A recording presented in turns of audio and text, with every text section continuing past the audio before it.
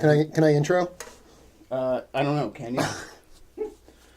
Ready? Bird. Hello, Mother. Welcome to Half Mental, the baseball show that's 90... Damn it! That's awesome.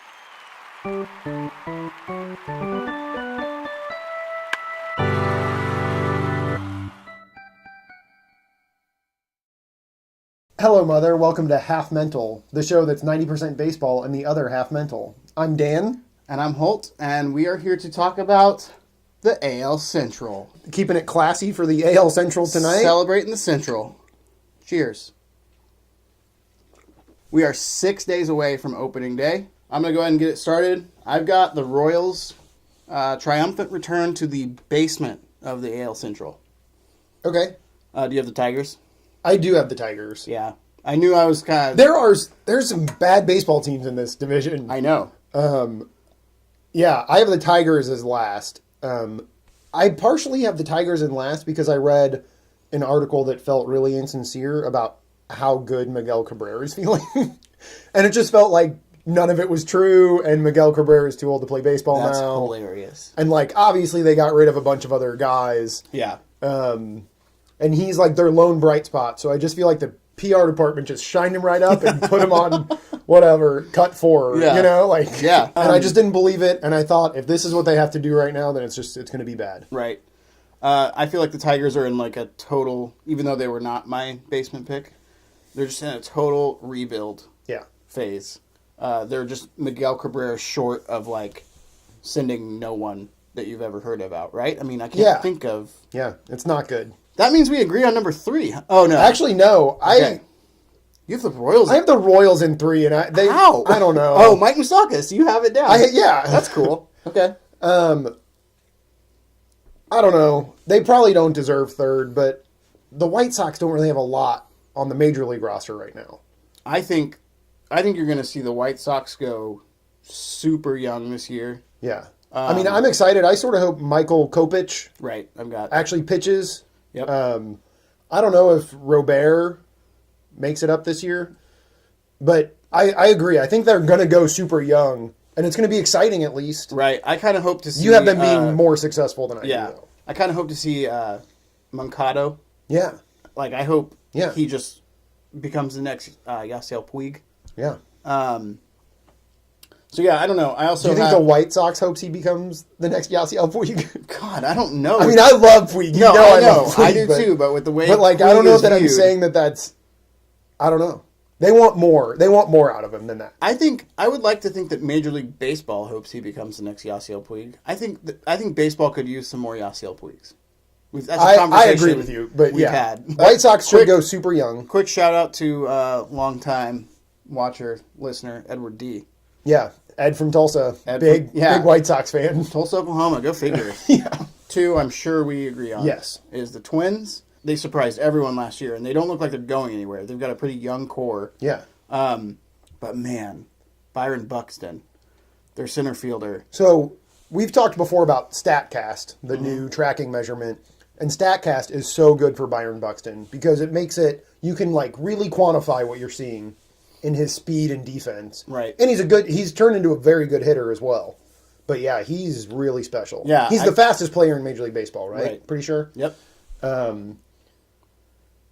So I think if the Twins are within 10 games, and that might even be generous, but within 10 games of the Indians by the trade deadline, I would expect them to get someone like Andrew McCutchen, or so the Twins did an interesting thing is they took advantage of the slow market and they went out and they signed Lance Lynn and Miguel Sano or they went out and signed these guys that aren't going to be all-stars but make teams better, right? And so that's kind of who people were avoiding. Yeah. They weren't signing these middle-tier guys. But those guys raise your floor. They're making it so that the Twins will not crater this year. Yeah. They're not going to lose 90 games. Right. They might not win 90, but they should win 86 or, whatever. Yeah, and I looked at the standings from last year today. Did they win 88 last year? I think that's about right, because they overperformed last year. Yeah. They had a great first half and then faded a little bit, right? Right. I'm sorry, go ahead. Is their manager Paul Molitor? Is that right? Yes. That's cool. I like Paul Molitor. Yeah. Every time I've cool. watched him manage, I'm like, he's good at this. I wish he were my manager. This guy's supposed to do this. Yeah, that's all I got on the Twins. I would expect them to be the number 2 wild card. I think I have them outside the number 2 wild card. Really? Okay. So then that leaves us with the Indians. The Indians did take some losses in this offseason. So I don't know that the Indians are going to win 101 games like they did last year. I actually have them winning 97 games this year. Okay. I don't know that we've seen the best Indians team yet. Like, I think last year. I still think they're going to be fine. They're going to make the playoffs and maybe even make a run at the World Series. So they lost Carlos Santana, Brian Shaw, Joe Smith, and Jay Brian Bruce. Shaw was a big one. And Jay Bruce. I mean, Jay Bruce, he Jay had Bruce some had some big big hits days, in yeah. the playoffs and in their winning streak.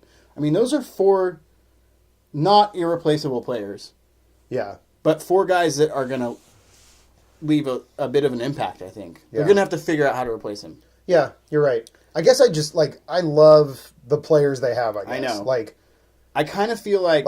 and maybe, Lindor at shortstop I is know. just so what I was just about to as say good as it gets. is like, and I think it's exactly what you're saying. Like, I feel like if you have Lindor at shortstop, you're like, okay. Yeah, like everything else is fine, Yeah. right? And then they happen to have Kluber. Yeah. I mean, their starting rotation's really good. Their 5th best pitcher is Clevenger, who was, really good a couple years ago. Yeah. Like, their starting pitching is amazing. And I guess I was probably referring specifically to their... I don't know that they've ever had a full season of their 5 best starting pitchers go into the postseason. And not many people do. Everyone gets hurt sometimes. But if those guys can pitch well in September and lead them into October, their starting pitching is good enough to just wipe through the playoffs, I think. Yeah, I agree. All right, so Indians take first in the AL Central. If the Twins are close... You've got the Twins.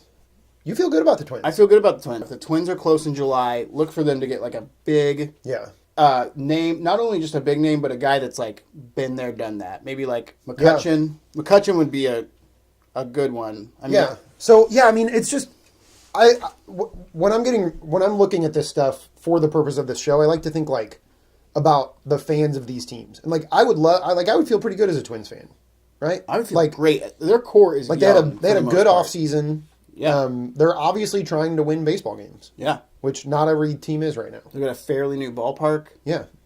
Things are good in Minnesota. All right, so AL Central, Indians take it. I've got the Twins as a wild card. Wild card spot. Okay.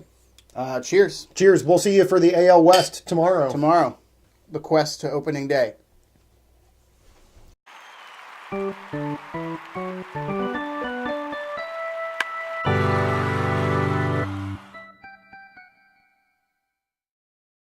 Hello, Mother. Welcome to Half Mental, the show that's 90% baseball and the other half is mental. I'm Dan. And I'm Holt. Can you do it one more time and just will you look at the camera the whole time? I liked the weird eye contact. It was with you. really weird.